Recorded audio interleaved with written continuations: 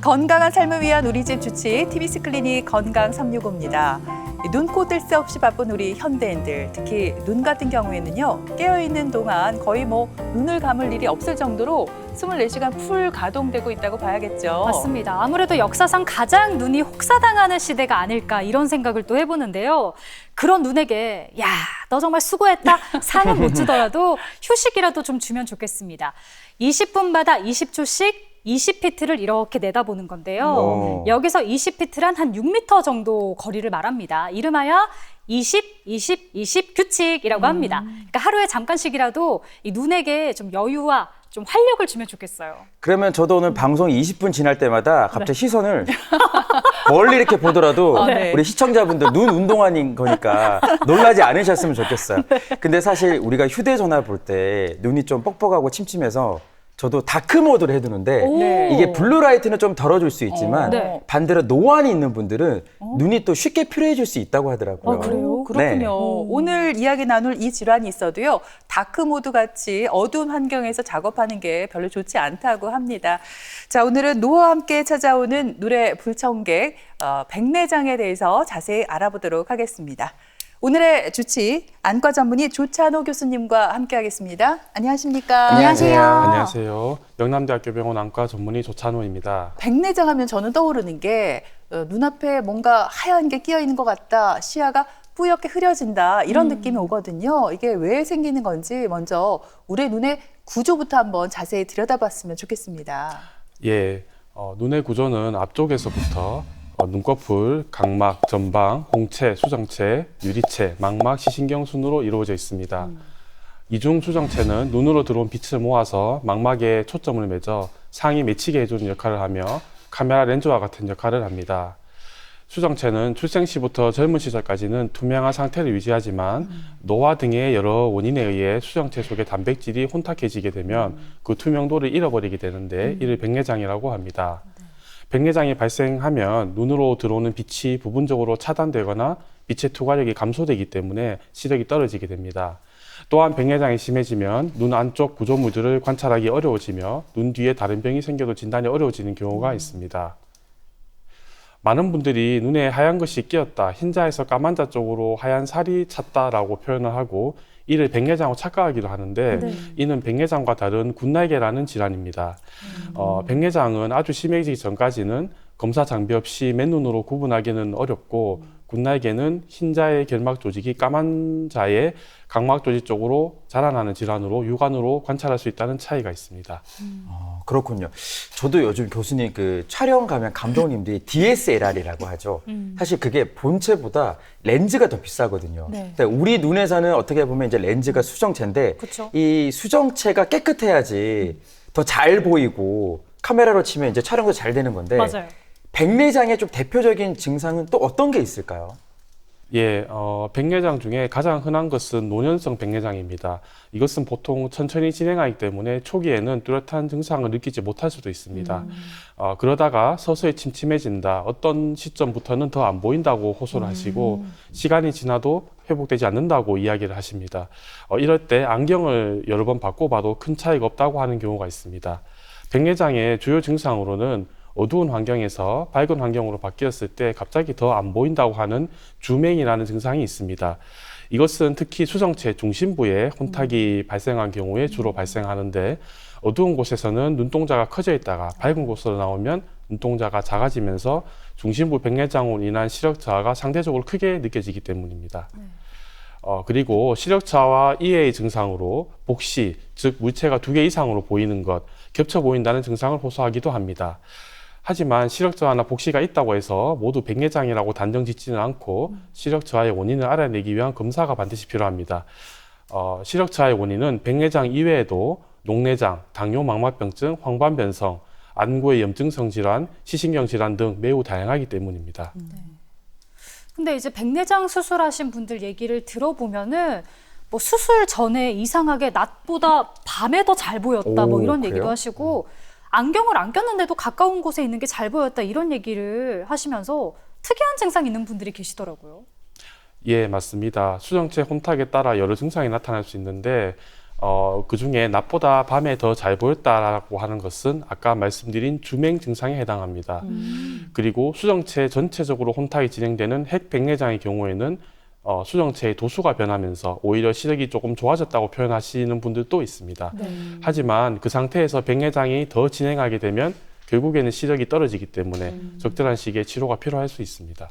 평소보다 눈이 좀 침침하고 잘 안 보인다 이런 증상 같은 경우에는 노안하고 비슷하잖아요. 그러면 일반적인 노안과 백내장 어떤 차이가 있을까요? 예, 많은 분들이 백내장과 노안을 비슷하게 생각하시는데 백내장과 노안은 서로 다릅니다. 노안에 대해 설명드리기 전에 우선 사람의 눈은 태어날 때부터 수정체를 지지하는 선모체 소대와 선모체 근육이라고 하는 구조에 의해서 멀리 그리고 가까이 보이는 것이 자동으로 조절되게 됩니다.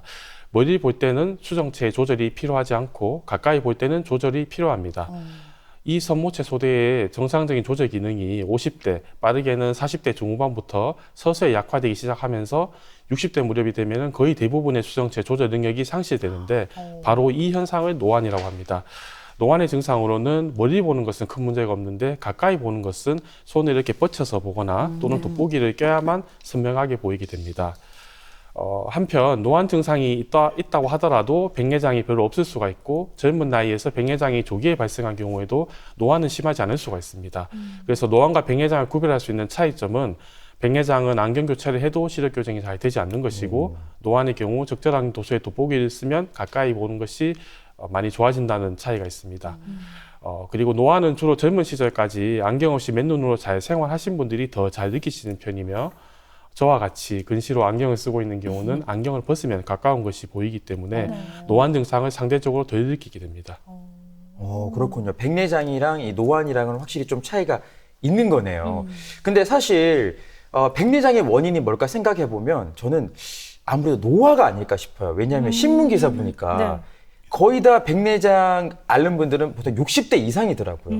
근데 꼭 노화 말고 다른 원인도 분명히 있을 것 같거든요. 어떤 게 있을까요? 네, 일반적으로 노화와 관련된 것이 가장 큰 원인이라고 보시면 됩니다. 이 외에도 흡연이라든지 과도한 자외선, 햇빛 노출, 그리고 방사선 노출, 당뇨병 등의 전신질환들이 원인이 될 수가 있고 특히 스테로이드라는 항염증약의 장기적 복용에 의해서도 백내장이 발생할 수 있습니다. 그리고 특수한 경우로는 선천 백내장이 있는데 이는 출생 시 백내장이 생겨 있거나 또는 출생 얼마 지나지 않아서 발생하는 경우가 되겠습니다.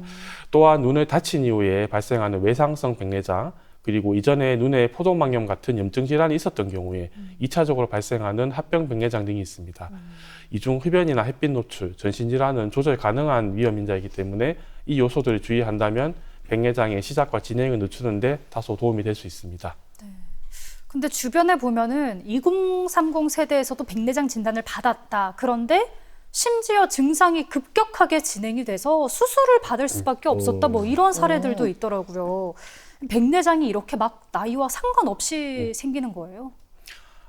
예, 꼭 그렇지는 않고 대부분에서는 아까 말씀드린 것 같이 노화가 가장 흔한 원인이기 때문에 대부분 5, 60대의 나이에 백내장이 많이 진단되고 20대에서 30대에서는 특수한 원인 이외에는 거의 드물다고 보시면 됩니다.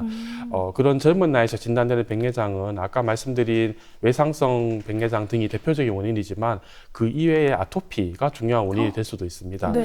아토피가 있었던 모든 경우에서 안과적인 이런 합병증이 생기지는 않지만 만약 어릴 때부터 아토피 피부염이 심하게 있었다든지 장기적으로 치료를 받았던 경우 20대 초반에 아주 젊은 나이에서도 백내장 또는 이제 아토피성 각결막염, 온추각막, 망막 방위 등의 다양한 안과적 합병증이 동반되기도 합니다. 예. 이현 씨 혹시 가까이 있는 거 잘 안 보이시는 거 아니죠? 잘 보입니다. 그렇군요. 책 잘 보고 있어요. 젊은 분들도 백내장을 아예 뭐 안심할 수는 없다 이렇게 말씀해 주셨고요. 백내장이 의심돼서 병원에 가면 어떤 검사를 받나요? 우리가 흔히 안과에서 받는 그런 뭐 기초 검사도 받게 되나요? 예, 다양한 시력 검사와 함께 많은 안과적 검사들을 진행하게 되는데 기본적으로는 시력 검사를 해서 시력 저하 정도를 확인합니다. 그리고 교정 시력을 반드시 검사를 하는데 백내장의 진행으로 인한 굴절력의 변화가 발생할 수 있기 때문에 안경으로 시력 교정이 가능한지를 확인합니다. 그리고 시력 저하의 원인을 알기 위해 안압 검사, 안저 촬영, 눈동자를 확대하는 산동 검사, 망막 및 시신경 단층 촬영, 안구 초음파 검사 등으로 녹내장과 망막 질환 여부를 평가합니다.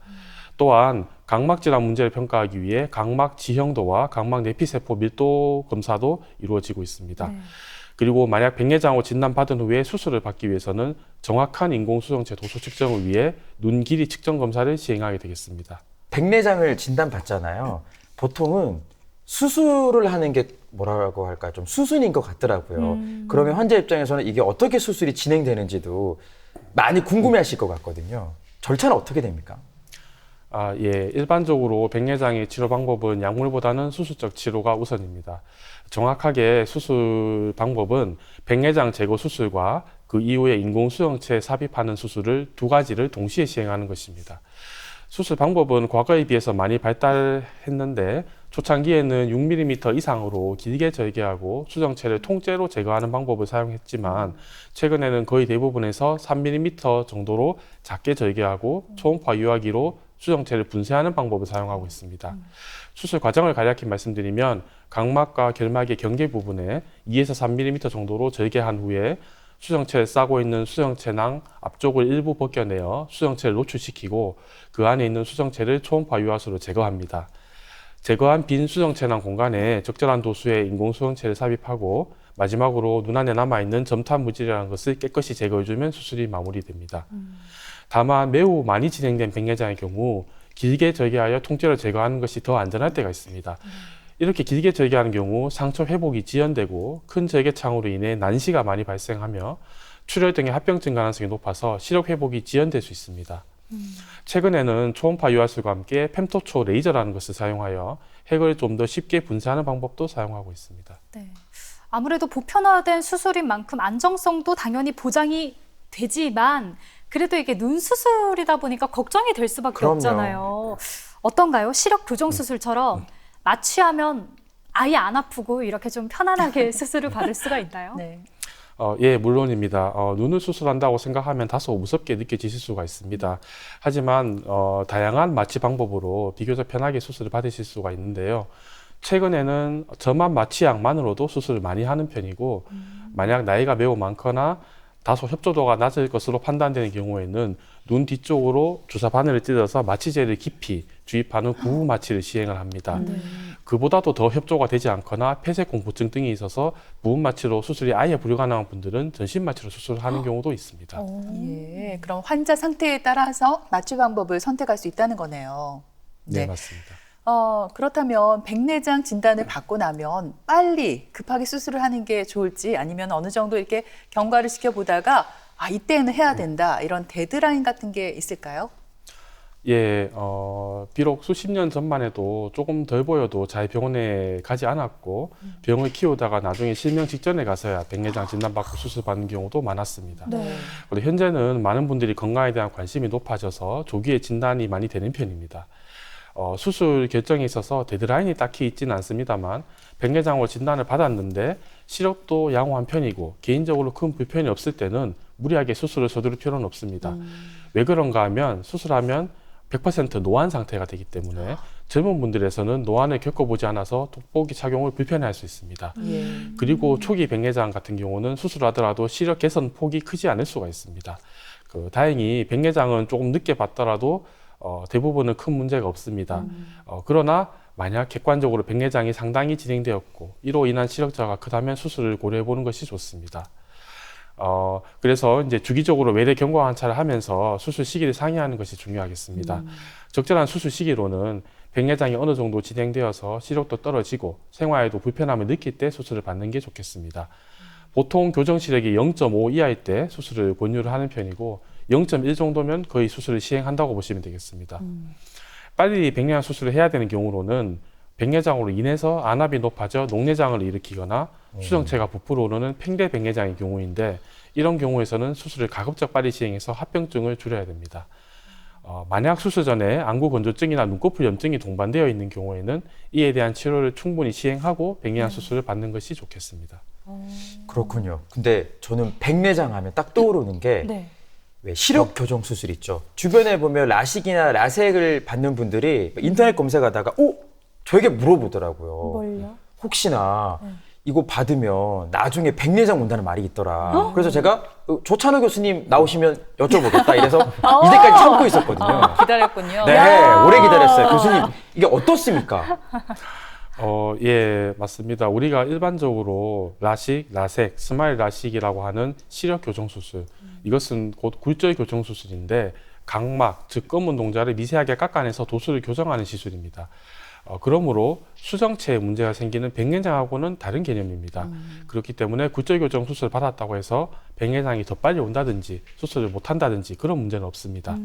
다만 젊은 나이에 굴절 교정 수술을 받은 환자에서 나이가 들어 백내장 수술을 하려고 할 때 인공 수정체 도수 계산에서 특수한 공식을 사용해야만 되는데 만약 수술 전에 이러한 과거력을 모르고 일반적인 공식을 적용했을 때 수술 후에 도수에 큰 오차가 발생할 수 있습니다. 그렇기 때문에 반드시 백내장 수술 앞둔 경우에는 수술 전에 이전에 굴절 교정 수술을 했는지 여부를 의료진에게 꼭 알려주셔야 되겠습니다. 지금 이제 수술할 때 인공 수정체를 넣는다 이렇게 얘기를 해주셨는데 인공 수정체도 종류가 있다고 들었습니다. 이게 뭐 환자의 필요에 따라서 요거 예쁘네, 전 이거 할게요, 뭐 이렇게 선택을 할 수가 있는 건가요? 아니요, 그렇게 선택을 하는 것은 아니고 기능에 따라서 크게 나누면은 단초점 렌즈와 다초점 렌즈로 나눌 수 있습니다. 사실 눈 안에 들어가는 것이기 때문에 뭐 어떤 특정한 외견상의 큰 차이는 없기 때문에 기능으로 분류하는 것이 맞겠습니다. 네. 가장 많이 쓰는 단초점 렌즈 같은 경우는 말 그대로 하나의 초점에 빛이 모이는 것이고 다초점 렌즈는 여러 개의 초점, 예를 들면은 멀리 그리고 이제 가까이 그리고 약 8mm 정도의 중간 거리에 초점이 모이게 개발된 렌즈입니다.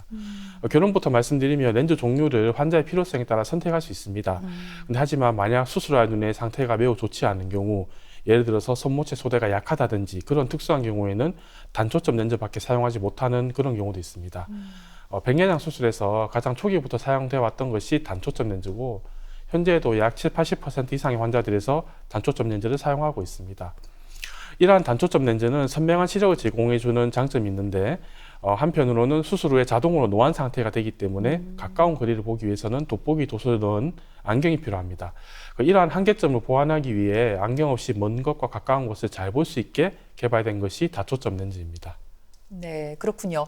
두 가지 차이가 분명히 있는데 이 단초점 렌즈를 사용할 경우 가까이 있는 게 안 보이니까 안경이 필요할 수 있고요. 다초점 렌즈를 삽입할 경우에는 수정체 문제도 해결하고 시력 교정도 어느 정도 얻을 수 있다는 얘기죠. 예, 맞습니다. 말씀대로 단초점은 안경이 필요하다, 다초점은 안경이 필요 없이 잘 보일 것이라는 것이 일반적인 기대치입니다. 최근 다초점 인공수정체가 각광을 받고 있는데 하지만 아직 다초점 렌즈라는 것이 100% 완벽하지 않다는 사실을 유념해야 합니다. 만약 수술 후에 약간의 도수 오차나 난시가 남아있는 경우에는 다시 안경을 써야 된다든지 오히려 기대하는 시력보다 결과가 안 좋은 경우도 가끔 있을 수가 있습니다. 그리고 다초점 렌즈라는 것이 누구에게나 적합한 것은 아니기 때문에 수술 전에 신중하게 고려할 필요가 있습니다. 네. 저는 사실 다초점 렌즈가 무조건 좋다 이렇게 생각을 했는데 또 말씀을 들어보니까 다초점 렌즈와 단초점 렌즈의 장단점이 있어가지고 이거는 이제 주치의와 충분한 상의를 한 후에 내가 어떤 걸 할지 결정을 하면 되겠네요. 예, 그렇습니다. 이 렌즈의 원리를 조금 더 설명드리면 눈으로 들어오는 빛의 총량을 100%라고 했을 때 단초점의 경우 그 100%의 빛을 한 초점에 맞추기 때문에 매우 선명하다는 것이지만 다초점의 경우는 이제 예를 들면 40대, 30대, 30으로 분산해서 3-4개의 초점에 각각 나누어 주는 것이기 때문에 각각의 초점의 선명도는 약간 떨어질 수가 있습니다. 이 외에 다초점 렌즈는 여러 초점을 만들기 위해서 렌즈의 표면에 이렇게 굴곡이 있는 구조로 되어 있는데 이런 구조적 특성 때문에 야간에 빛이 번져 보인다든지 달무리가 낀다든지 이로 인해서 야간에 운전을 하기가 어렵다고 호소하는 경우가 있고 전체적으로 대비 감도가 떨어지는 현상이 발생할 수 있습니다. 그래서 이제 다초점 인공수정체와 일반 인공수정체가 각각 장단점을 가지고 있는데 결국 사람마다 선호하는 시력의 필요성이 모두 다르기 때문에 반드시 개개인의 필요에 따라 렌즈 종류를 선택하는 것이 중요하겠습니다.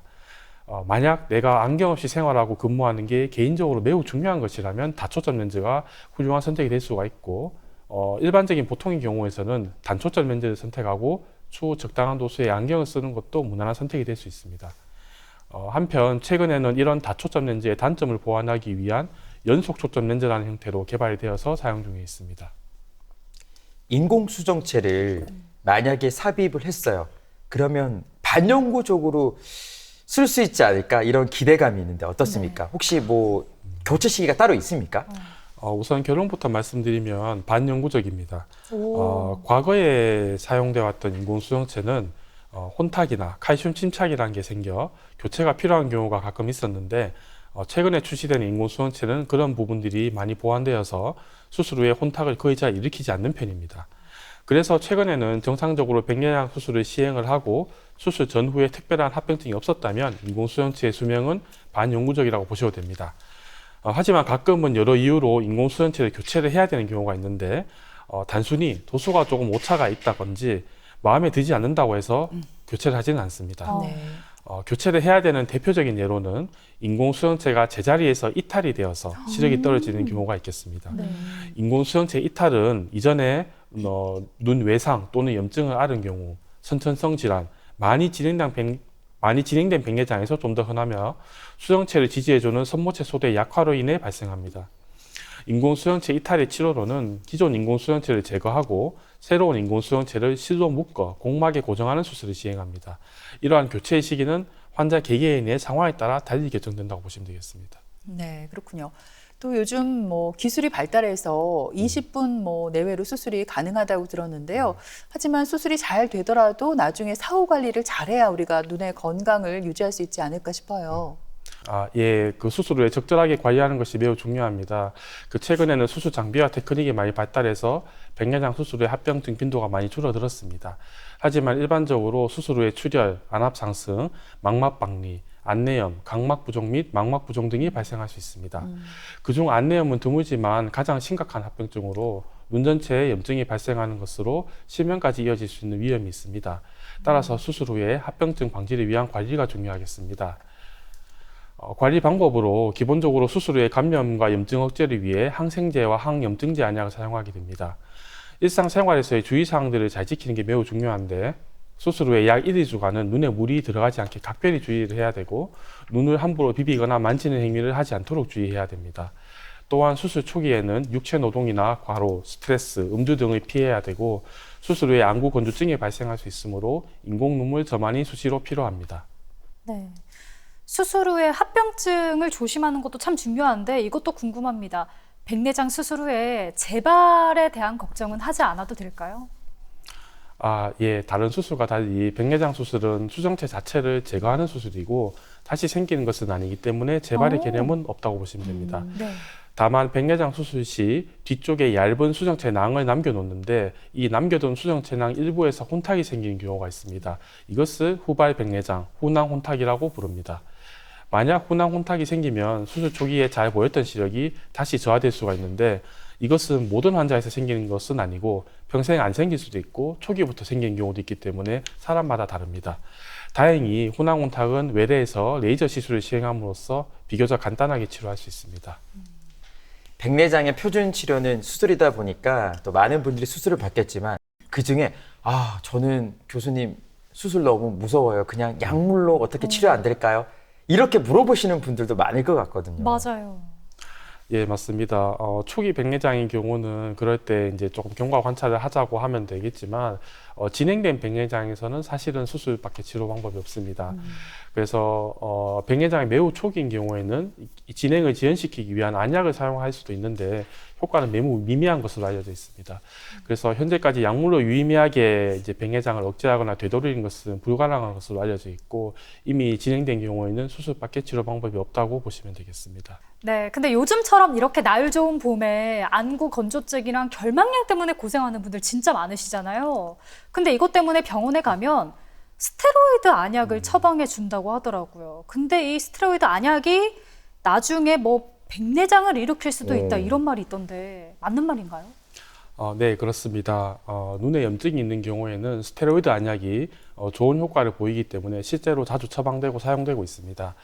이러한 스테로이드 안약은 단기간 사용했을 때는 큰 문제가 없지만 수개월 이상 장기 투여를 하게 되면 백내장, 녹내장, 안압 상승, 감염 악화 등의 부작용 발생 위험이 높아지게 됩니다. 네. 대부분의 안구 건조증과 결막염에서는 부작용이 적은 약한 스테로이드 안약을 단기간 사용하는 편이고 이를 1, 2개월 사용했다고 해서 바로 백내장이 생긴 경우는 드뭅니다. 장기적으로 항염증 치료가 필요한 경우에는 이런 스테로이드의 대체제로서 부작용이 적은 다른 항염증 안약으로 교체하는 방법도 고려할 수 있습니다. 예, 그래요.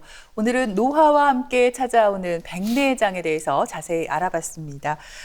실제로 안과에 수술을 받으러 오시는 분들이 많잖아요. 근데 이 눈 수술이다 보니까 걱정도 많고 두려움도 생길 텐데 우리 환자분들에게 마지막으로 드리고 싶은 말씀이 있다면 전해주시죠. 많은 분들이 시력자로 백내장 진단을 받고 수술 문의를 하러 외래 내원을 하십니다. 네. 국내에 1년에 시행하는 총 수술 건수가 200만 건 내외로 알려져 있는데 그중에 백내장 수술이 70만 건 정도로 단연 1위입니다.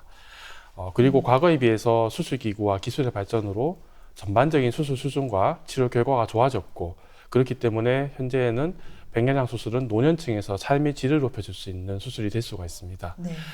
그럼에도 불구하고 백내장 수술은 평생 한 번 하는 수술이기 때문에 꼭 필요할 때 신중하게 결정하여 수술 받으시는 게 수술 후의 만족도를 높일 수가 있습니다.